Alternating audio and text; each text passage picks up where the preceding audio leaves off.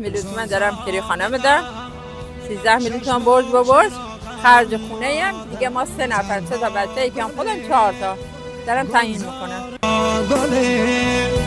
گلزار باغم مادر، من باید روز بیدم مادر، مادر پرستار دلم، ای روشنی بخشا چراغ منزلم، مادر جان پرستار دلم، ای روشنی بخشا.